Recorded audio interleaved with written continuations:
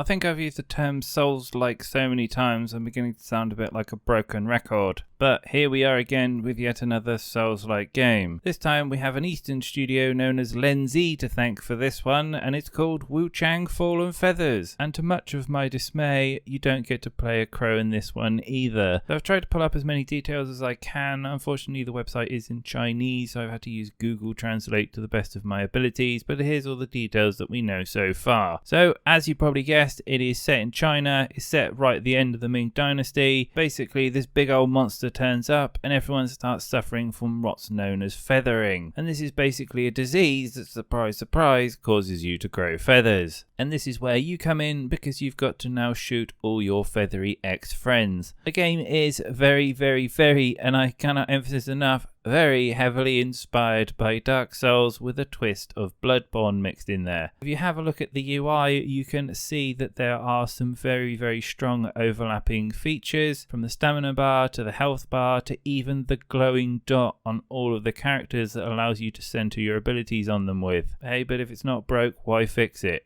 So it's the usual method in these Soulsborne-like games. You've got to dodge and avoid the enemy's attacks, and then find the perfect window for you to use your own weapons upon them. There is a mixture of melee weapons and also guns, which has that Bloodborne element to it. One of the great things about this game is that it looks absolutely phenomenal. Of all the things that I could criticize, they have done a fantastic job with the looks and feel of it. This is, however, the world and environment. If you have a look at the animations, they do feel a little bit stiff and kind of tank controlled. But hey, if you're a fan of Resident Evil and Dark Souls, then this might actually be the perfect combination for you. In terms of weaponry, there's a two-handed sword, there's also a two-handed axe, and you get to see the muskets that she has on her belt as well. In terms of save actions as well, there's also your typical fireplace, and this one it's a little blue shrine that you go to rather than a bonfire. The enemies also look really good. There's humanoids, there's zombie-like creatures, and at the end you fight a big long-haired monster zombie thing, which looked both phenomenally scary and really good. The weather effects are also really good. They set up a great presence in the game, and you really felt that you are in this kind of windy, leaf-blowing storm. In terms of platform of what it's being developed for at the moment, we don't really know, but looking at the way the controls and the camera pans around, it's not too far of a guess to assume that it is going to be on a controller-based platform, i.e. PlayStation and Xbox. I'm going to leave the rest of the trailer for you guys to go through. It's really not that much apart from running around and slashing a few enemies and kind of your bog standard Dark style play.